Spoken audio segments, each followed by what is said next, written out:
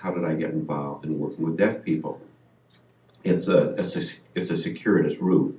There are no deaf people in my family, but after I finished graduate school, I went to work at a private school, and there were several students that I became very much involved with, and there were two boys that I actually raised.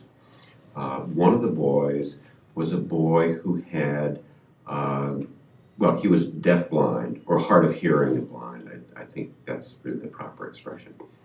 I met this boy when he was 11 or 12.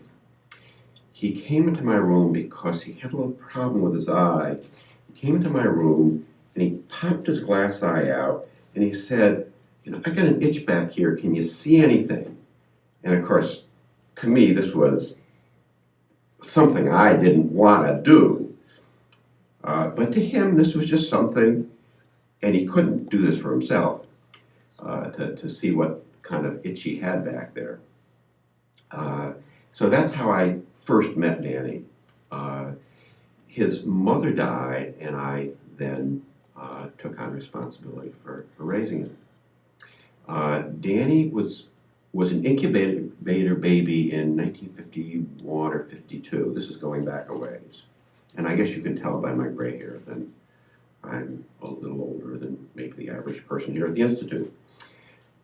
Anyway, Danny was an incubator baby, and at that time there was problems in knowing how much oxygen to have in the incubator.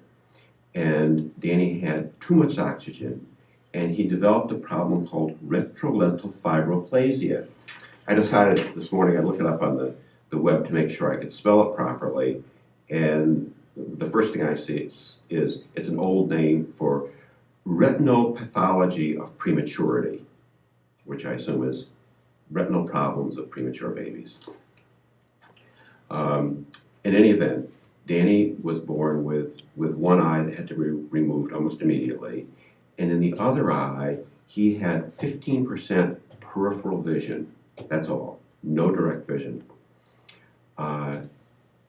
And he's a kid I've admired throughout my life because with that little bit of vision, he's been able to do so much.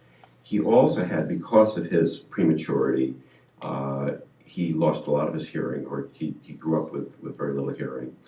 He uses hearing aids, and he manages fairly well in the hearing world. He has learned sign language. He worked for a while in Rochester, the 242 house, which always amazed me because here's a guy using sign language with deaf people, and he only had 15% peripheral vision, no direct vision. But I want to go back and tell some other stories about Danny, because he's such an interesting guy. He was at a school with pretty much normal people physically, and he wanted to do what everybody else did. When other children decided they wanted to learn archery, Danny was going to do it too. He would get up there and he trained his eye so that he could concentrate on that little bit of peripheral vision that he had. And you'd think he'd be looking like this, but he would try to shoot those arrows. Now, I always stayed away, but he always tried. At one point, other kids had mopeds. He decided he was going to ride a moped too. Now, he couldn't see the road. The only thing Danny could see was a little shadow on the side of the road, and he would ride his moped. I admired him for trying. I often said, "Danny, you can't do this," but that never worked, and that's fine. After we left the school and we came to Rochester, Danny decided he wanted to be a bicycle repairman. And he went to one of the bicycle shops here in Rochester, and worked as an apprentice. And he could do a lot of things with his hands. He was very, very, very good with his hands. But when it came to lining up the things on the bike, he just couldn't do it. It wasn't something he could really do. But he liked to ride a bike. And once in a while I would go riding with him. Well, one day he decided we were going to go riding down South Clinton Avenue. And he was on the bike in front of me, and I was positive he was going to be dead. He survived. Another story about Danny is Danny decided that, well, he had this eye problem, he had this hearing problem because, well, he's here in America and we don't do it right for some reason. So he's reading up on various different diets. He got into a rice diet, and for a while he only ate brown rice. This isn't brown rice with chicken, brown rice with vegetables. This was brown rice. It was a macrobiotic diet.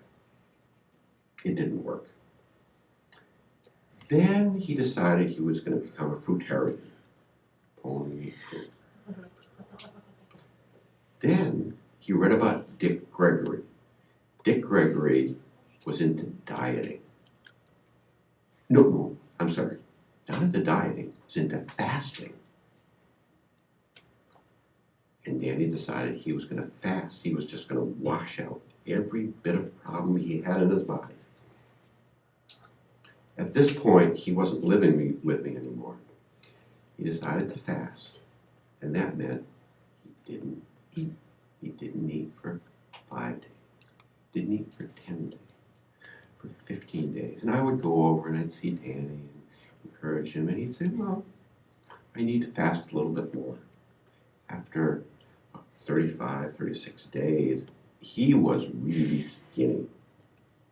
This was the point at which I thought, I'm going to jail. This guy's going to die. It's my fault. Well, for some reason, Danny decided it was time to call Dick Gregory. Danny calls up Dick Gregory.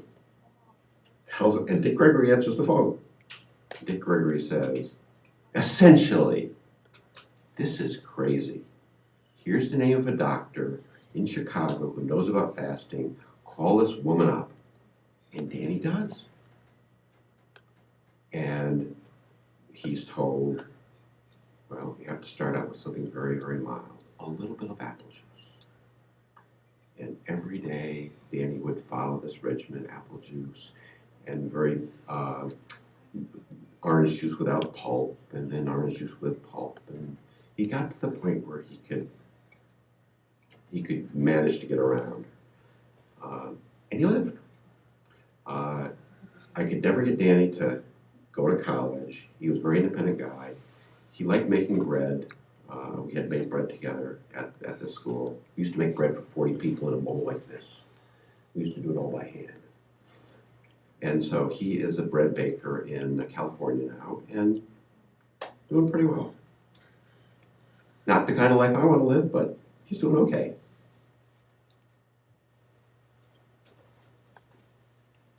All right, better? Well,